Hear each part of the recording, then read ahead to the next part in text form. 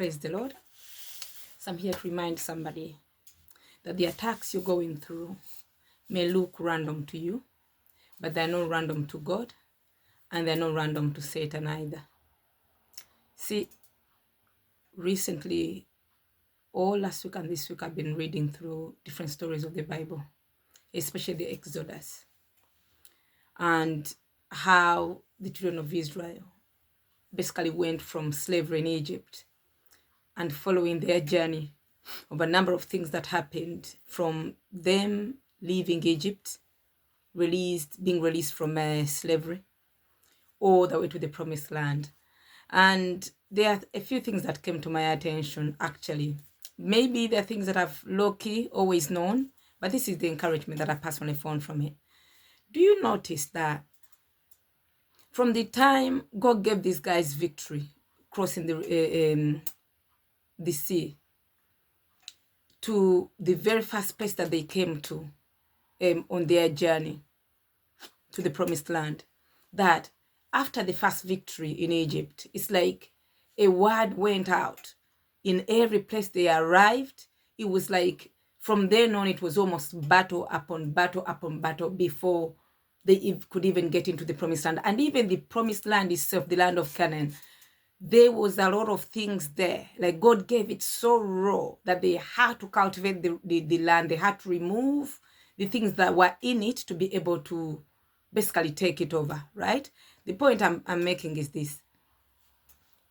I feel like, or I know that for the enemy, despite the fact that we look at ourselves as children of God, sometimes we fail to get the memo that every child of God has access to the power of God, has access to the plan of God, as is explained to us already in the book of Jeremiah 29:11, that he knows the plans that he has for us, plans of good and not of evil, to bring us to the expected end, right? So somehow we, the children of God, probably don't understand some of the aspects of what God is telling us, but the enemy surely does have the memo, right? He knows what we must become. He knows the protection that we have through God. And I think just like the Israelites, this is why he has to keep resisting us at every stage. Every promise of God that is given you, it's like you have to fight. You know, God is already giving you the victory. But that doesn't mean that the enemy is just going to roll over and play dead just because you have the power of God, you know, backing you up. And he knows for definite if you stick up and you demand for what is yours, he's going to give it over. You see, because he knows who's boss. But sadly, he has the memo, and I feel like sometimes we don't, despite us being the children of God.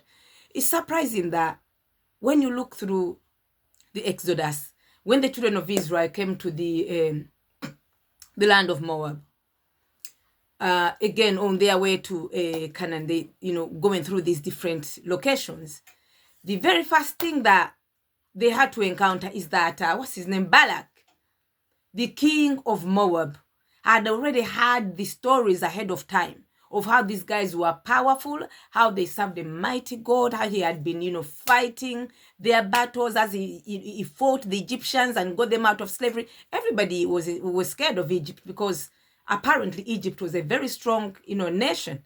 But this guy heard about how strong this nation was and already determined to make it his enemy, to the point that he went and hired the false prophet Balaam to come and curse them.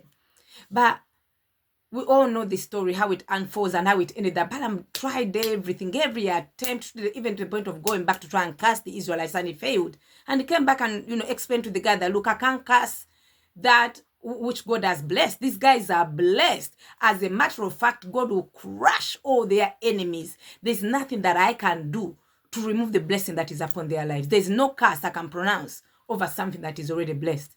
You see, the guy kept forcing him. And I like some bits of how it ended.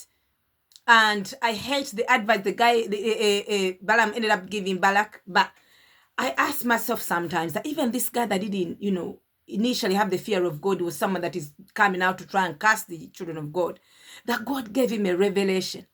He allowed him to see into the future. This is why nobody can tell me, as a child of God, as somebody that is a God lover, that somehow they can't hear the voice of God. Maybe they can hear it, they just don't know that they can hear it. Because how is somebody that wasn't even minding about the things of God is how to go and cast the people of God, that God is able to give him revelation, that God is able to open his eyes and say, look, Balaam, I need you to warn that guy that whatever he's seeing now, these guys are not only going to crush all their enemies and there's nothing we can do about them or crush them, sorry. But from what I can see in their future, it's like I can see a vision. Like he said to him that a star will arise from Jacob. The star will rise from Jacob and a scepter from Israel. In other words, he said in the distant future, a star will rise from Jacob and a scepter from Israel. Imagine a guy seeing the birth of Jesus, the promised king that was going to come from this nation of Israel in a distant future that none of them will even be alive to see it. Yet God opens this guy's eyes to catch this revelation and say, not only is God fighting for them now, but there is one that is coming that is far greater, that is going to take territories for these guys. That is like, to the increase of his kingdom, like the word of God says, there shall be no end. What you're seeing is just a tip of an iceberg. What you're seeing is just a beginning. You haven't seen nothing yet. And then he ended up giving him an advice that, look, if you want to get these guys, you have to get them turned against their God. Get them to marry women, foreign women, introduce their idols into the Israelites. That's the only way. Once they, because he knows God has already made it very clear that, look, obey my word, choose my word, live according to the word that I've given you. If the day you disobey, I'll turn against you. So he knew, he said, look, just manipulate the situation. This is what you do. But that's not my point today. The point I'm making is this. After that particular battle, the story continues. We see that every time they moved on to the next stage, they now come across a situation where they are preparing to take down the city of Jericho. A lot of obstacles, as we know, as we had, yet God has already circulated the story about these guys ahead of time. That the prostitute Rahab already caught the revelation and found a place of hiding for two of the spies that came to spy the land, and lied to the king, because the king was now aware that two people have entered the city, didn't know where they are, who they were, so they were trying to look for these guys everywhere. She hid these spies, and the explanation for why she hid them and lied that they had already left, she knew how powerful these guys are. She said, look, I've heard about the Exodus and the things that your God has been doing, and I'm convinced in my heart that he must be God. I am not going to perish or die with these people that I live among. Oh, these their false gods that they're telling me these are God. They are not God. Or as far as I'm concerned, your God and the things that I've heard that he's done, that's the type of God I want to be associated with. So when you crush these guys, and I'm sure you will, when you finally attack my city, just spare me and my family. The story doesn't end there.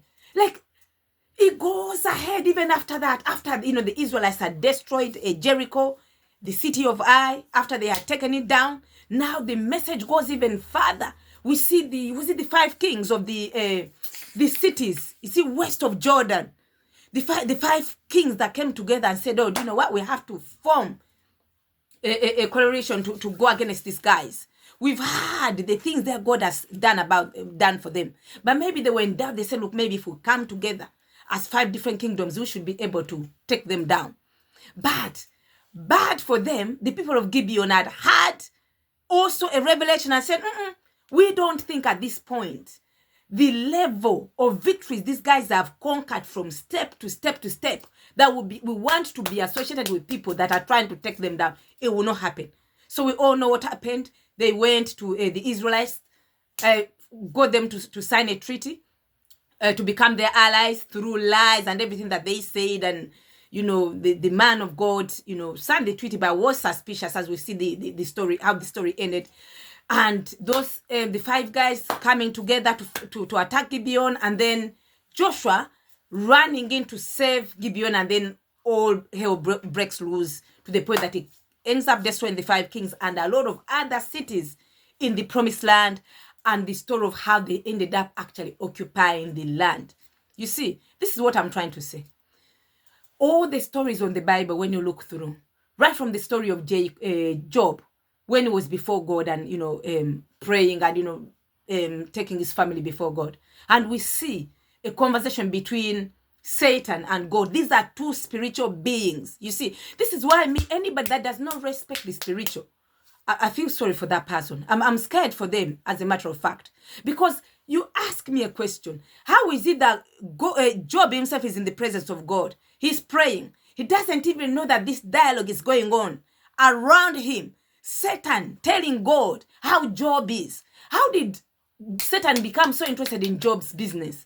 It's like the only job that Satan and his demons have is to sit and watch us like a movie or beyond a movie, taking notes. They know how we live, how we sleep, what we like, what we don't like. And on top of all that, they know the plan of God for us. They know the power that we carry through the God that is in us. You see, he said, no. This guy is behaving like this because I think you've blessed him. You put this hedge around him. You take all those things and give him to us. We'll show you if he really likes you or not. To the point that God hands him over to Satan and say, okay, yeah, take everything he has, just spare his life. All of this, Job is right there, but he doesn't know what is going on. The only thing that saves Job is his trust in God, in his strong standing faith in God, to the point that he was tried and tested to the break-even point. That this guy got to a point and said, look, I have looked to the left, to the right. I can't see God. I'm looking around. I don't see him yet. I know that just because I don't see him, that doesn't mean I should mess up. When he has tried me, after he's all this trying, I shall come forth as God. In other words, regardless of what is going on that I may not know, I am not going to bow. I am not going to give up. I'm going to trust him, and he will surely bring me through to the other end. He said, for I know my Redeemer lives. I don't have to see him. I don't have to be able to touch him. I just know. I just have that knowing. I may not know anything about the spiritual things, but I know my Redeemer liveth. You see, the enemy, let me cut this short. I don't want to keep it long, and I don't want to end up losing what I was trying to say in here. What I'm trying to say to you and to myself is that there is an enemy. His name is Satan. He seems to have a memo of our lives. That's why he will resist us at every point, just like these guys that I've just explained to you, the Israelites. Every point of your life, you're single, there are battles there you're fighting. You get married, there are battles there. It's never ending, because he's waiting for you at every stage. Just like he was waiting, he knows the end of it is victory. He knows he will not resist you forever from that which God has promised to happen in your life. There will be a time you will still win over him. But once you win him there, he waits at the next point. This guy, he doesn't do, what's the word? He does not take offense. You see, he doesn't do, there's no hard feelings, because he can do this all day, all night. He does this, he's done this right from when he lived in heaven, even before he was cast on earth. So him is not like us human beings. Oh, you did me too bad this time, you won over me, I'm not going to associate with. No. Him, he doesn't have time for that. He waits for you, he loses here, he waits at the next point. Because he knows how the story ends. He watches, he doesn't have anything else to do but to keep trying to resist, to prevent that which God has already written before there was time upon our lives of what we should be, of who we should become. So I'm encouraging you not to give up. There is a word out there about your destiny. There is a word out there that your name in the spiritual world is going around, is being heard in good places. It's being heard even in bad places. You see, one day, okay, I'm not going to tell you about that because I don't want this to be long, but be encouraged. Don't look at your issues as strange, as abnormal. Yes, they will come. Just be ready. Just have your guns ready. Just be prepared as a spiritual soldier to keep crying out to God, to keep doing what you're supposed to do, because it will never stop.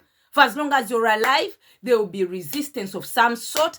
And don't count yourself as, oh, I shouldn't be going through with it, because you're lying to yourself. You cannot outgrow warfare. You can never outgrow spiritual warfare. You just simply have to learn how to fight. So be like these guys. Whether the enemy is aware or not, we are still coming. Because there is a Lord, a God in heaven that has told us to go. And we are going anyway. And we'll take every single thing that he has created us to have. So remain blessed. I'll speak to you next time.